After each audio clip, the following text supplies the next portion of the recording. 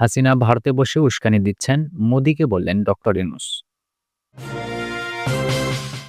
আগামী সংসদ নির্বাচনে ৩০০ আসনে প্রার্থী দেবে এনসিপি, মন্তব্য সার্জিস আলমের। এদিকে ইউনূস মোদির বৈঠক আশার আলো তৈরি করছে বললেন মির্জা ফখরুল। এবং প্রথম ধাপে ১,৮০,০০০ রোহিঙ্গা ফেরাতে রাজি মিয়ানমার। শুনছিলেন সংবাদ শিরোনাম। পুরো খবর জানতে ভিডিওটি শেষ পর্যন্ত দেখুন। সর্বশেষ খবর পেতে চ্যানেলটি সাবস্ক্রাইব করুন। এবারে জানিয়ে দেব বিস্তারিত। হাসিনা ভারতে বসে উস্কানি দিচ্ছেন, মোদিকে বললেন ডক্টর ইউনূস। বাংলাদেশের প্রধান উপদেষ্টা অধ্যাপক মোহাম্মদ ইউনূস ও ভারতের প্রধানমন্ত্রী নরেন্দ্র মোদি আধা ঘন্টারও বেশি সময় ধরে দ্বিপক্ষীয় বৈঠক করেছেন। শুক্রবার ব্যাংককে বিমস্টেক সম্মেলনের ফাঁকে তাদের এই বৈঠক অনুষ্ঠিত হয়। বৈঠকে বাংলাদেশের পক্ষ থেকে শেখ হাসিনার প্রত্যর্পণ সহ বিভিন্ন স্বার্থ সংশ্লিষ্ট বিষয় তুলে ধরা হয়। প্রধান উপদেষ্টার প্রেস সচিব শফিকুল আলম বলেন, বাংলাদেশ ও ভারত দুই দেশের সরকার প্রধানের মধ্যে অনুষ্ঠিত বৈঠকটি অত্যন্ত গঠনমূলক ও ফলপ্রসূ হয়েছে। আমাদের সঙ্গে পারস্পরিক স্বার্থ সংশ্লিষ্ট সব ইস্যুতে আলোচনা হয়েছে। প্রেস সচিব বলেন, শেখ হাসিনার প্রত্যর্পণ এবং ভারতে বসে তিনি উস্কানিমূলক বক্তব্য দিচ্ছেন, এসব বিষয় বৈঠকে তুলে ধরা হয়েছে। এছাড়া সীমান্তে হত্যা, তিস্তা নদীর পানি বন্টন সহ পারস্পরিক স্বার্থ সংশ্লিষ্ট বিভিন্ন বিষয়ে ফলপ্রসূ আলোচনা হয়েছে। অন্তর্বর্তী সরকারের দায়িত্ব নেওয়ার পর প্রথমবারের মতো অধ্যাপক ইউনূসের সঙ্গে ভারতের প্রধানমন্ত্রীর বৈঠক হলো। বঙ্গোপসাগরীয় দেশগুলোর আঞ্চলিক সহযোগিতা জোটের শীর্ষ সম্মেলন ২ থেকে ৪ এপ্রিল ব্যাংককে অনুষ্ঠিত হচ্ছে। বৈঠককালে প্রধান উপদেষ্টা ভারতের প্রধানমন্ত্রী নরেন্দ্র মোদীকে ২০১৫ সালের ৩ জানুয়ারি মুম্বাইয়ে অনুষ্ঠিত ১০২তম ভারতীয় বিজ্ঞান কংগ্রেসে অধ্যাপক ইউনূসকে স্বর্ণপদক প্রদানের একটি ছবি উপহার দেন। আগামী সংসদ নির্বাচনে ৩০০ আসনে প্রার্থী দেবে এনসিপি, মন্তব্য সার্জিস আলমের। আগামী এপ্রিল মাসের মধ্যে জাতীয় নাগরিক পার্টির জেলা ও উপজেলা কমিটি চূড়ান্ত করা হবে বলে জানিয়েছেন দলটির মুখ্য সংগঠক সার্জিস আলম। তিনি বলেন, আজকে থেকে দলের সাংগঠনিক কার্যক্রম শুরু করেছি। ১ সপ্তাহের মধ্যে আমাদের কমিটির যে ফরমেশন প্রক্রিয়া সেদিকে চলে যাব। এপ্রিল মাসের মধ্যে জেলা এবং উপজেলা কমিটিগুলো দেখতে পাবেন। শুক্রবার রংপুর নগরীর কেরামতিয়া জামে মসজিদের জুমার নামাজ শেষে সাংবাদিকদের প্রশ্নের উত্তরে এসব কথা জানান তিনি। সার্জিস আলম বলেন, প্রত্যেকটি জেলা এবং উপজেলায় আমাদের অসংখ্য শুভাকাঙ্ক্ষী রয়েছেন, যারা নতুন একটি বাংলাদেশ প্রত্যাশা করে, যারা মনে করে তরুণরা অভ্যুত্থানের নেতৃত্ব দিয়েছে এবং বাংলাদেশকে নেতৃত্ব দেওয়ার দক্ষতা আছে। এই নেতৃত্ব যেমন তরুণ নির্ভর হবে এবং নেতৃত্বে আমাদের অগ্রজরাও অবশ্যই থাকবেন। সামনে এগিয়ে চলার ক্ষেত্রে তরুণদের সাহস ও উদ্যম যেমন দরকার, তেমন অগ্রজদের পরামর্শ ও অভিজ্ঞতা অনেক বেশি প্রয়োজন। তিনি বলেন, বিগত ১ যুগ ধরে রাজনীতি আর গণমানুষের রাজনীতি ছিল না। রাজনীতি ছিল টাকা দিয়ে মনোনয়ন কেনা এবং রাতে আঁধারে ভোট কারচুপির মাধ্যমে নির্বাচিত হয়ে সংসদে যাওয়া। এখন আমরা যখন জনগণের রায়ে বাংলাদেশে নতুন করে নির্বাচনের আশা করছি, তখন আমাদের জনগণের কাছে যেতে হবে। কারণ জনগণ তাদের ভোটাধিকার ফেরত পাবে। জনগণের সরাসরি ভোটের মাধ্যমে নির্বাচিত হয়ে জনগণের প্রতিনিধিত্ব করতে আমরা সংসদে যেতে চাই। আমরা মাঠে ঘাটে, অলিতে গলিতে ও বাড়িতে জনগণের কাছে যাব। আমরা দেশকে নিয়ে যে স্বপ্ন দেখি এবং যা করতে চাই, আমাদের যা প্রত্যাশা, সেগুলো তুলে ধরতে জনগণের কাছে যাব। এত ত্যাগ ও রক্তের পরে জনগণের চাওয়া কি, সেগুলো শুনতে চাই।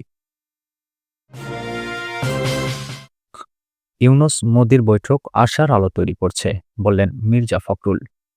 বিএনপি মহাসচিব মির্জা ফখরুল ইসলাম আলমগীর বলেছেন, বিমস্টেক সম্মেলনে বাংলাদেশের প্রধান উপদেষ্টা অধ্যাপক ডক্টর মোহাম্মদ ইউনূসের সঙ্গে ভারতের প্রধানমন্ত্রী নরেন্দ্র মোদির যে বৈঠক হয়েছে, তা দুই দেশের সম্পর্কে আশার আলো তৈরি করেছে। এর মাধ্যমে দুই দেশের মধ্যকার যে তিক্ততার সম্পর্ক, তা কমে আসবে। শুক্রবার রাজধানীর গুলশানে বিএনপি চেয়ারপারসনের রাজনৈতিক কার্যালয়ে দেশের ক্রীড়া অঙ্গনের বিশিষ্টজনদের সঙ্গে ঈদ শুভেচ্ছা বিনিময়ের পর সাংবাদিকদের সঙ্গে আলাপকালে তিনি এসব কথা বলেন। সাংবাদিকদের এক প্রশ্নের জবাবে মির্জা ফখরুল বলেন, বিমস্টেকে দুই দেশের প্রধানদের বৈঠক আনন্দের। আমরা মনে করি ভূ রাজনীতি ও বিশ্ব রাজনীতির বর্তমান যে প্রেক্ষাপট এবং বাংলাদেশ ও ভারতের এই অঞ্চলের যে প্রেক্ষাপট, সেই প্রেক্ষাপটে আমাদের প্রধান উপদেষ্টা ডক্টর ইউনূস এবং ভারতের প্রধানমন্ত্রী নরেন্দ্র মোদীর বৈঠক আমাদের সামনে একটা আশার আলো তৈরি করছে। বাংলাদেশ ও ভারতের সম্পর্কের মধ্যে যে বিটারনেস তৈরি হয়েছিল, সেটা যেন আর সামনে না যায় অথবা এটা যেন কমে আসে, এই বৈঠকের মাধ্যমে তার একটি সম্ভাবনা তৈরি হয়েছে।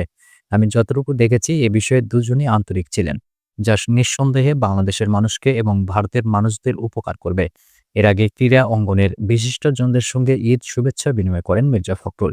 এ সময় উপস্থিত ছিলেন বাংলাদেশ জাতীয় ফুটবল দলের সাবেক খেলোয়াড় আমিনুল হক, জাতীয় ক্রিকেট দলের খেলোয়াড় মোহাম্মদ আশরাফুল, হাবিবুল বাশার সুমন, বিএনপির সাংগঠনিক সম্পাদক শরীফুল আলম প্রমুখ। প্রথম ধাপে 1,80,000 রোহিঙ্গা ফেরাতে রাজি মিয়ানমার। বাংলাদেশে আশ্রিত রোহিঙ্গাদের মধ্যে প্রত্যাবাসনের যোগ্য হিসেবে 1,80,000 রোহিঙ্গার তালিকা চূড়ান্ত করেছে মিয়ানমার কর্তৃপক্ষ। কক্সবাজারে আশ্রিত এই জনগোষ্ঠীকে স্বদেশে ফেরানোর জন্য 2018 থেকে 2020 সময়কালে 6 ধাপে মিয়ানমারকে 8 লাখ রোহিঙ্গার তালিকা দেয় বাংলাদেশ সরকার। এর মধ্যে 1,80,000 জনের তালিকা চূড়ান্ত করেছে মিয়ানমার। আরও 70,000 জনের চূড়ান্ত যাচাই চলমান। তাদের ছবি ও নাম যাচাই করার মধ্য দিয়ে ভাগ্য নির্ধারণ হবে। শুক্রবার ব্যাংককে বিমস্টেক সম্মেলনের ফাঁকে মিয়ানমারের উপ-প্রধানমন্ত্রী এবং পররাষ্ট্রমন্ত্রী উথান সেও বাংলাদেশের সরকারের প্রধান উপদেষ্টার হাই রিপ্রেজেন্টেটিভ ডক্টর খলিলুর রহমানের কাছে এ মত প্রকাশ করেন।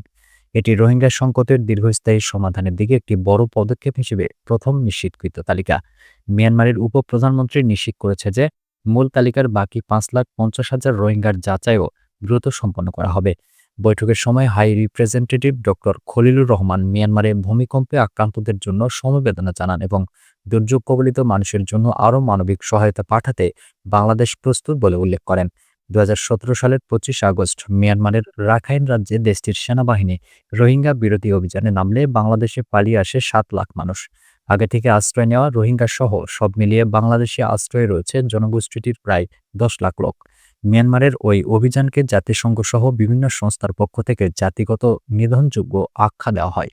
পরে বাংলাদেশ সরকার রোহিঙ্গাদের স্বদেশে প্রত্যাবাসনের উদ্যোগ নেয়। দুদেশের উচ্চ পর্যায়ে সফর বিনিময় ও বৈঠক হয়। এরই ধারাবাহিকতায় তাদের হাতে আশ্রিত রোহিঙ্গাদের তালিকা দেওয়া হয়। নোবেলজয়ী অর্থনীতিবিদ ডক্টর মোহাম্মদ ইউনূস অন্তর্বর্তী সরকারের দায়িত্ব নেওয়ার পর রোহিঙ্গা প্রত্যাবাসনে বিশ্ব সম্প্রদায়কে এগিয়ে আসার আহ্বান জানান। এর মধ্যে গত মার্চে বাংলাদেশ সফরে আসেন জাতিসংঘ মহাসচিব অ্যান্টনিও গুতেরেস। তিনি ও ডক্টর ইউনূস কক্সবাজারে গিয়ে 1 লাখ রোহিঙ্গার সঙ্গে ইফতার করেন। সেখানে জাতিসংঘ মহাসচিব বিশ্ববাসীর উদ্দেশ্যে বলেন, রোহিঙ্গারা স্বদেশে ফিরে যেতে চান। তাদের নিরাপদ ও মর্যাদাপূর্ণ প্রত্যাবাসন নিশ্চিতে আন্তর্জাতিক সম্প্রদায়কে কার্যকর উদ্যোগ নিয়ে এগিয়ে আসতে হবে।